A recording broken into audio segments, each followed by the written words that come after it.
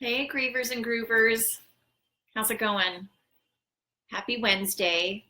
Happy Valentine's Day, or as single people call it, Happy Wednesday. No, I celebrate Valentine's Day every day. I love myself. I love you guys. I love my peeps. I love my spiritual support team. And yeah, I just wanted to see how your day's going. I can't really continue without acknowledging the crazy mass shootings that are happening, it feels like, on a daily basis here in America. So just want to send all of our love and healing thoughts to all of the people who were affected by the shootings. I just, uh, I just wonder when it's ever going to stop. Is it ever going to stop? I don't know. I guess if you could make money off of not having any shootings, there wouldn't be any shootings. It's so sad. Anyway, what a rough day.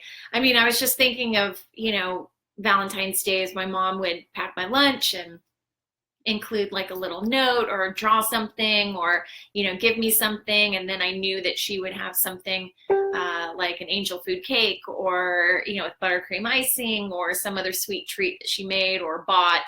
My mom would always buy me bonbons, coconut bonbons. When I would get home from school, I would look forward to those kind of things. And it just really struck me today watching some of the news and reading about the shootings that maybe their moms were planning to do something for those kids, when they were getting home later from school, and now they're not going to come home later from school, and it's just devastating. And anyway, it's too sad. But also I want to, obviously I've been having some technical difficulties with the old internet, so let me know if you can see me okay and if you can hear me okay and where you're tuning in from. I would love to know where you're watching from. And how you're celebrating Valentine's Day, or if you're celebrating Valentine's Day. I'm wearing my Cosmic Love shirt. It's the only shirt that I had with love on it. But we're feeling the cosmic love from our spiritual support team and our loved ones in the next dimension every day, all the time. Sending out big love to them. But yeah, I just wanted to know if you guys were celebrating Valentine's Day at all, or if it's just too rough, or if you just think, screw it, I'm not going to celebrate it. It's just one of those things where wherever you're at is where you're supposed to be. And so, sending out love for you if you're missing a loved one, particularly if it's a partner who's passed away, because that's really rough. And even though I do believe that, there's all kinds of grief, and obviously the grief of a parent is going to be different than the grief of a partner. And so, even though there are some similarities in grief, there's a huge difference. And even, I was just thinking of when my dad, he had a bunch of pets, and when one of his dogs died, he said, I think I've grieved more for my dog than I did for my mom. Now, granted, he wasn't really, really, really super close with his mom, but, it's one of those things where I can kind of see it. The dog is unconditional, 100% unconditional, by your side every single day. You're the one it's relying on to be taken care of, and you're there every second of every day for 12, 13, 14, 15 years. So it's intense. Grief is intense regardless of what kind of grief it is, whether you've lost a job, or even if you're moving, you kind of grieve your old place and your old neighborhood. And when I went back to Dayton, Ohio, my hometown, it was hard to see all the places I grew up and where my loved ones and I had spent time, or had a birthday dinner, or, celebrated something, and they're not here anymore. So it's kind of hard to be around those things, so it's just, grief is a pisser. And I was thinking when I was watching the Olympics, are you guys watching the Olympics? is wherever you're tuning in from, is that like crazy? Is it Olympic fever where you are? Because it's bananas here. But I just finally started watching some of the Olympics and was just thinking of like the balls to the wall, or as they say in the snowboarding events, risk it for the biscuit. You are just literally putting it all on the line. And then I was just thinking of everything that it takes to get there, you know, all of the early mornings, you know, when the alarm goes off and you don't want to, not only do you not want to get up and work out, you just don't want to get up, you know, but you do it, and the discipline and the time and the money that it takes. You know, many Olympians still have other jobs that, you know, are supporting their dream, and just the unyielding belief in your own dream that no matter what, you're going to keep going and get there, and then hopefully, you know, get on the podium. But just getting to the Olympics is such an amazing thing, and it's so filled with drama and emotion. And you know, I don't know about you guys, but every time I see some Olympian, like, you know, they just did the best, you know, either routine or event or whatever of their life, and then they're scanning the crowd looking for their mom and dad. It's just like, oh, you're getting me. And then, of course, you know, the mom and dads come down and they cry and they hug, and it's just, oh my gosh. Yesterday when I was watching the snowboarding event, I was crying so hard, you know, just Shaun White, the American who won the gold medal, was looking for his mom and his sister and his dad, and just became so emotional when he saw them. And, you know, it's just one of those things where obviously when you, if you're lucky enough to have a good relationship with your parents, you want to share your victories with them. And I'm sure that they've supported him throughout, you know, all of the struggles. And I know he had a really bad accident in New Zealand, I think last year, that was scary. But anyway, just the point being, you know, the parents are so supportive and are just so proud to see their kids doing what they're doing. And it just made me think of, you know, how are we Olympians in our own life? Like, granted, you know, I've never won a gold medal, but just the fact that I've survived the death of my family, you know, in the span of 4 years, I just think, where's the gold? Put it around my neck right now. I'm upright. I am still rocking it out day to day, and I'm getting through it. And I was just thinking, you know, it really takes a lot of the Olympic spirit to kind of get everyday people through grief. And when a death occurs, you don't know how you're going to get through it or cope or handle it or, you know, you just kind of don't know how to even be yourself anymore, because life as you know it has changed, you know? And even though you're still yourself, it's a different self. And it just takes a lot. And it's a huge, change in life is really crazy anyway and can be stressful at times. But when it's a death, it's even more crazy. But I just wondered what you guys are thinking, and if you feel that you're able to kind of take time out and think, wow, I've gotten through this. You know, I had a loved one die, you know, X amount of months ago, whether it's 2 years ago, whether it's 2 weeks ago. You know, if you're watching this, you're upright, you know, you're interacting with other people, you know, it's just like you're doing it and you're getting through it. And damn, if that doesn't deserve a gold medal, I don't know what does. You know, it's a lot. It's intense. Who's watching? I want to hear from you. Where are you watching in from? And give me a thumbs up if you can see me and hear me okay, in spite of technical difficulties. Yeah, so the Olympics, and there are a couple more days or another week or so, I guess. I've been really into the ice skating, which is really nice, but it always reminds me of my dad, because my dad used to watch figure skating, and then of course he would call me with the rundown of what was what. And then you know, my mom loved the figure skating as well, which was fun, so I was thinking of them. And just thinking of the fun Valentine's days past. You know, isn't that what you do at holidays? You just kind of remember past holidays of, you know, like, oh, what did I do for, some of my favorite Valentine's Day events, you know. I'm trying to think. I got a card. I've been single the majority of my life and happy about it. But I was dating someone when I lived in London, and I got a really fun card from him. And so that was fun. But for the most part, I'm just, I live Valentine's Day every day. You know, it's every day is heart-based and filled with love. And I try to, you know, as the hippies call it, share your light. You know, we all have that light of love inside us. And I think we're put on the planet to share it and to give it out, even if it's just going to the grocery store, talking to the cashier, asking them how their day's been, you know.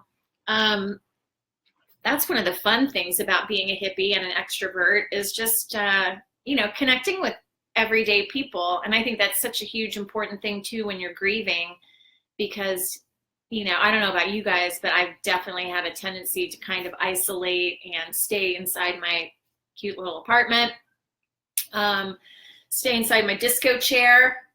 Got my disco chair at the Rose Bowl Flea Market when I moved to LA in 2000. Oh, so this chair is 18 years old for me. It's much older because I think it's from the 50s. But hi, Estella. I hope I'm pronouncing your name right. It's nice to see you. Where are you tuning in from? But yeah, so we were talking about the grief thing. Yes, tendency to isolate. Ooh, that is a big one.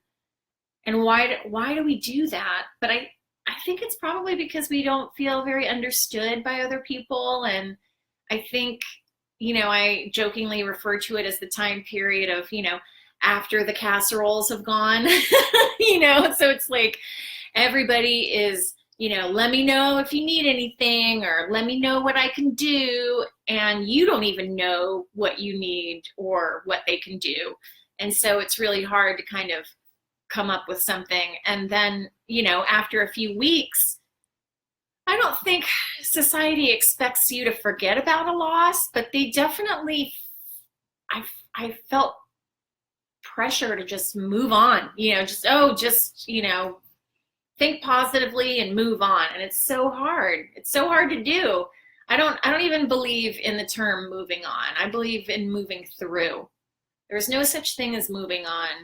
And I was just reading a great story on, I share a lot of their posts because they're such a beautiful, informative, and loving and compassionate resource. It's What's Your Grief, which is a great Facebook page. They post a lot of great articles. I always share their stuff.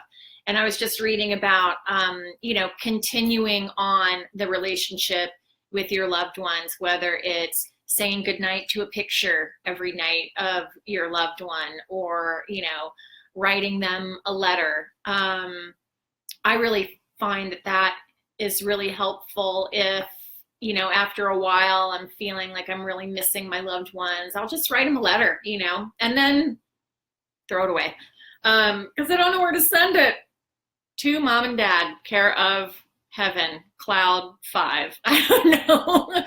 But it does. It feels good to kind of get it out and to imagine what their response would be. And almost every single time I feel better and almost like I can hear them in my head kind of, you know, consoling me or giving me advice over, you know, something that's going on in my life that I wish I could talk to them about and kind of chew through and things like that. So, yeah, but anyway, back to the grief thing and isolating, you know, I feel like a lot of people, especially if they haven't lived through grief themselves, they kind of don't understand what grief is about. They just don't get it.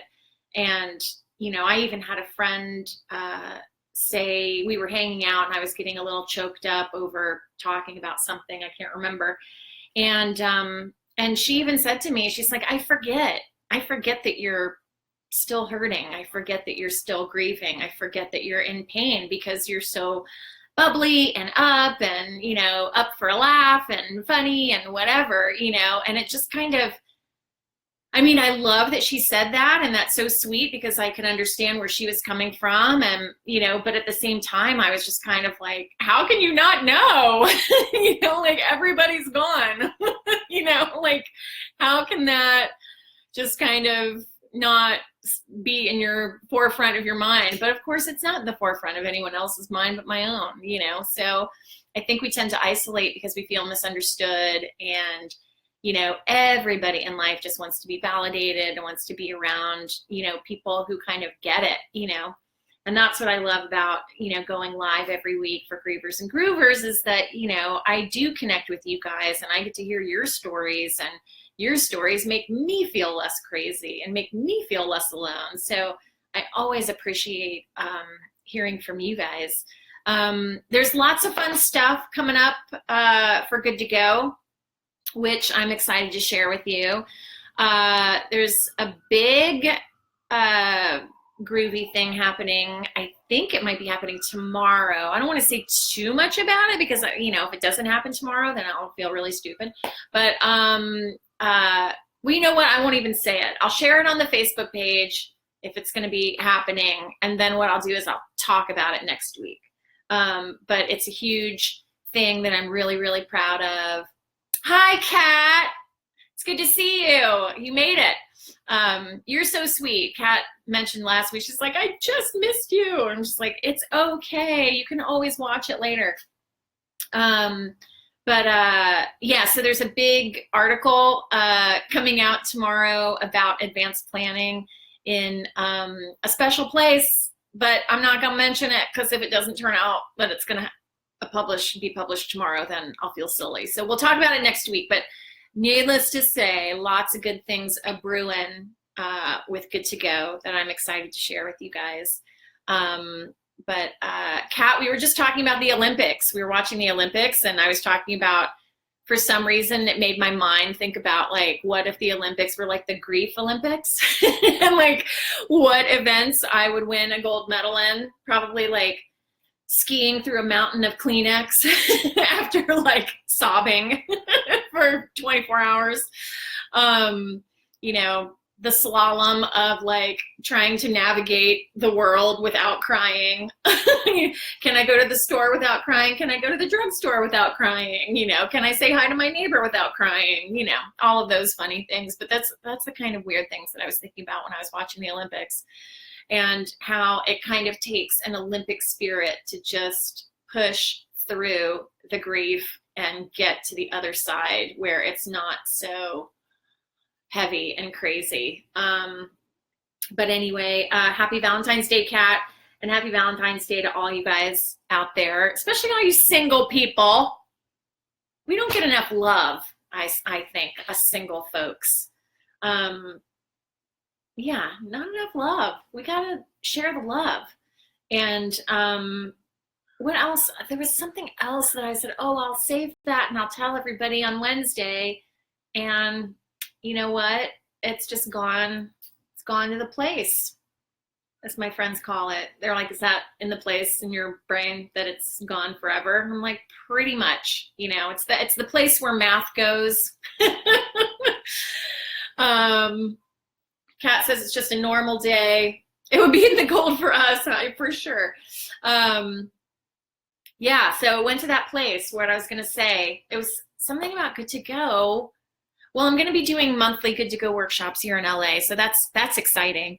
I don't have the specific dates yet, but definitely stay tuned to the Good to Go Facebook page because we're going to be doing more events. And obviously, if anyone out there wants to host a Good to Go party, or as my friends have called them, death Tupperware parties, you can email me and check out the video that's on the website, which is goodtogopeace.org. And I travel all over the country to do Good to Go parties.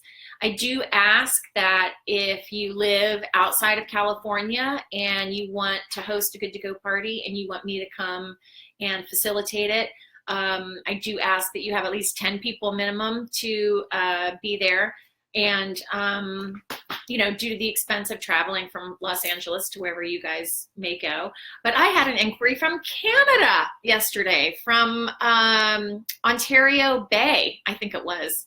And that's really far, but that would be fun to get some Canadians good to go, because the good to go paperwork is basically for anybody anywhere. I mean, it does contain a living will, which is only a legal document in 42 states, and it's not considered a legal document outside of the country, but I still use it as a really good guide to spur conversations on about how to choose your healthcare proxy, or the person that you want to make decisions on your behalf if for some reason you become incapacitated and aren't able to speak for yourself. So I still use that as a good guide. But the booklet that I wrote took me about a year and a couple months to write. That includes just all of the questions that come up when someone passes away, and down to the minutia of online bill passwords and iPhone lock codes and things like that. I didn't have the lock code to my mom's phone, so I never got to, open it up and see if there was any, voicemails from me, or, who knows, but I was never able to open her phone. And I just kind of wanted to hear her voicemail and record it one more time. Because after she passed, I don't know if you guys ever thought this after someone's died. Do you ever think, am I going to forget them? Am I going to forget what they look like? Am I going to forget what they sound like? I remember saying to my mom's best friend, I was just like, am I going to remember how my mom laughed? Am I going to forget that? And she's like, of course not. But for some reason, you just have those kind of wacky thoughts when someone goes. I am going to give you guys a little Valentine's Day toast. This is just a little mini margarita. It's almost 5 o'clock here, so I think that's okay. Central time, it's like 7:30 or 7 o'clock, right? And then East Coast, it's 8 o'clock, so it's like margarita time, right? Anyway, cheers to you. Happy Valentine's Day. Hope you're spreading love to all those around you and to those you love. Smooth. That was tasty. That went down easy. Maybe I'll have another slug. Pardon me for a moment. Talk amongst yourselves. Woot, woot. All right, pull my finger. No, I'm just kidding. It was just 2 sips. That's it. See? I'm upright. Kat says, it was a rough day at work here. I talked to my mom all the way home, just like she was here. I need her talks. Ugh. I know, right? I mean, it's 6:52 in Oklahoma, so I'm good. Okay, good. In Oklahoma time, it is okay to drink. Kat said I have the permission. And now I've got my scarf on because I'm chilly, and now I'm having somewhat of a hot flash the moment I take 1 sip of alcohol. I know, don't we miss our moms? I just miss talks and shopping. I always, even just, popping out to Target to get something. When I see moms and daughters shopping, I just think, of course I have death goggles on. I just want to go up to them, the daughters, and be like, appreciate your mom because she's going to be dead. And my friend's like, yeah, don't say that to anyone. But that's what I think. I just think, oh my gosh, those moments, yeah, we miss our moms. But I'm glad that you talked to her in the car. I talked to my mom in the car too. And funnily enough, I went to a medium a couple months after my mom died, and the medium actually said, your mom says that she hears you. She hears what you say to her because you talk to her in your car. And I was like, nobody knows I talk to my mom in my car. Nobody knows when I'm at the traffic light and I'm having a chat with my dead mom. I just was like, what? It blew my mind. But I love that, and I do feel that they hear us. So Kat, I'm sure that your mom heard you, and it's up to us to try to be open to signs and answers, or just even if it's just imagining what our moms would be telling us, what kind of advice they'd be giving us. I believe that they're still with us. But anyway,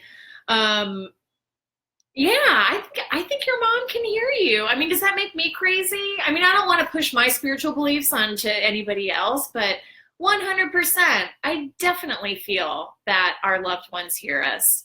From all the TV shows about mediums that I've watched, whether it's Tyler, the Hollywood medium, or what was that one chick's name? Lisa Williams. She was the English lady, and obviously the Long Island medium.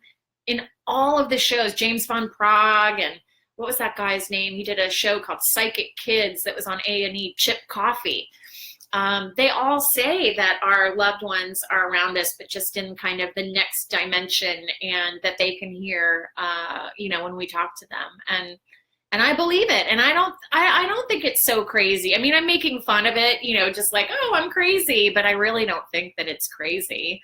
I just feel that it continues on. Like your soul can connect to the other souls automatically. I don't know. That's what I believe. And it's free to believe that. It doesn't hurt anybody to believe it. So I believe it. Kat says, my mom was born and raised in Louisiana, so Mardi Gras was big in our house. So you missed her. Yes, you missed her yesterday for Mardi Gras. Gosh, I bet you just thought of her all the time whenever you'd see a news event, or, a lot of people on my Facebook timeline were posting beads and, these are the beads that I caught, and, all those things. But I'm wearing my Valentine's Day earrings that my mom got me, and they're little boxes of candy. So this is this is opposite. It's weird. I mean, I'm dyslexic with right and left anyway, but just trying to figure out on the thing, it's the opposite. So this is the cover or the top of the box. It's got a little ribbon on it. And then this is the actual box. I'm going to take it out and show it to you because it's so cute. Look. Oh, wait. So cute. So I'm thinking of my mom wearing earrings. Kat says you celebrated Fat Tuesday for her last night. My daughter found the baby, so that was fun. So you had a king cake. That's so fun. I've never had a king cake before. And I only learned that there was a baby in it like a couple years ago. I was like, who found the baby? Who ate the baby? I was just like, what are you talking about? So that must have been fun. I love that your daughter found the baby. It's good luck, right? Isn't it good luck if you find a baby in a king cake? I saw a couple at, I think it might have been Trader Joe's. But is a king cake just like a normal yellow cake, or is it like a special cake, or is it like a cinnamon roll? It kind of almost looks like cinnamon rolls, but anyway, I've never had them. They're so good. Well, I mean, anything with cake in the name, how bad can it be, really? I mean, I don't think I've ever met a cake that I didn't like. So anyway, well, look, it was lovely to see everybody. I am over on Instagram at Good to Go Peace, and on Twitter, although I really don't tweet that much.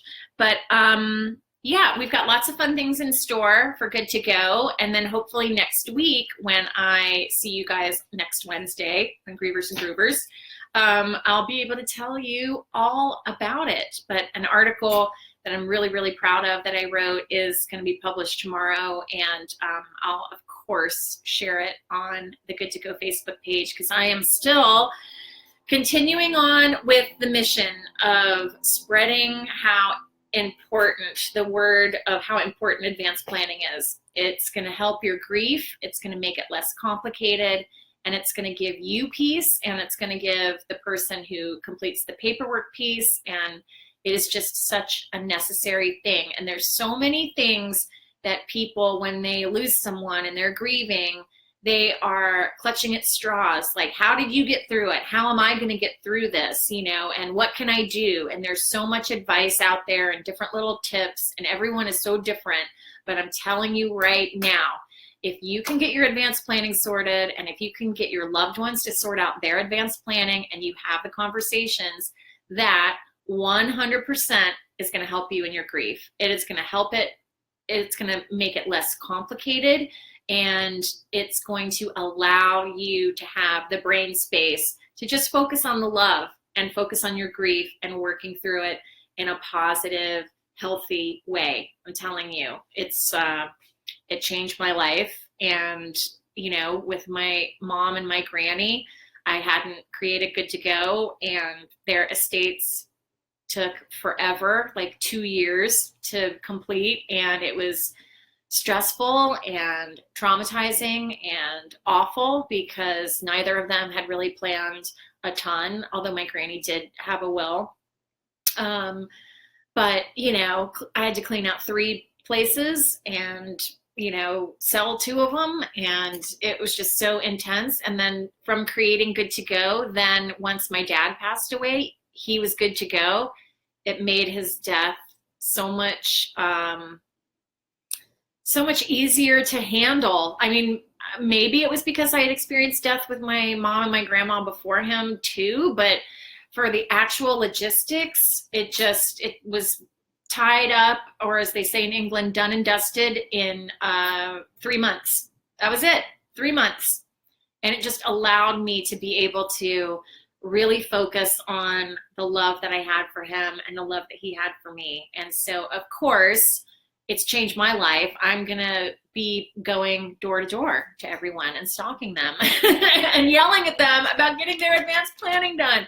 But I'm trying to get the message out through popular culture, through things like this, and through social media, and, through magazines like Real Simple and Bust Magazine and Goop Magazine and things like that. So hopefully, feel free to spread the word about the importance of advanced planning. I'm trying to take the stigma away from it because it's got such an icky, deathy, awful, dark stigma. And it is quite the opposite. It's all about life and living and how you want your life expressed, when you're dying. It's mostly about love and life, and about this much to do with death. But anyway, Kat says, you're doing a great thing. I wish my mom would have had stuff in order. It was a freaking mess. Oh my gosh, Kat, I am sending you the biggest hug because I know it's a mess. People don't know. And why don't people know this? This was never, as soon as I had to go through all this mess, I was just thinking like, why isn't everybody talking about this? I don't think I've ever seen like a movie or a TV show after someone's died where the widow or the person that's grieving is like, can't join you on that car chase or bank heist because I'm in the middle of administration. You never see it talked about. It's just like this hidden, awful secret that millions of people know about. So I'm the one that's blabbing it around to everybody, trying to get people to wake up. But yeah, it is such a mess.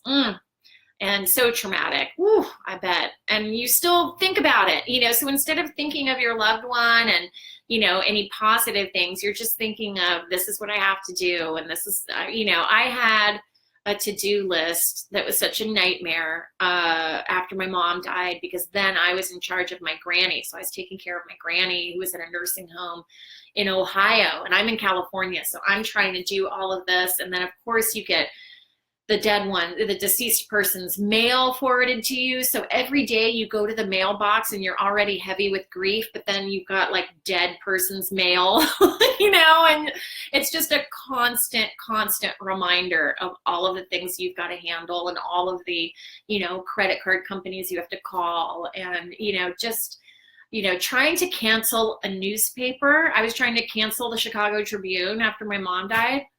Geez, finally I was just like, she's dead. She doesn't want your Saturday only subscription. Like, I'm trying to cancel this whole thing,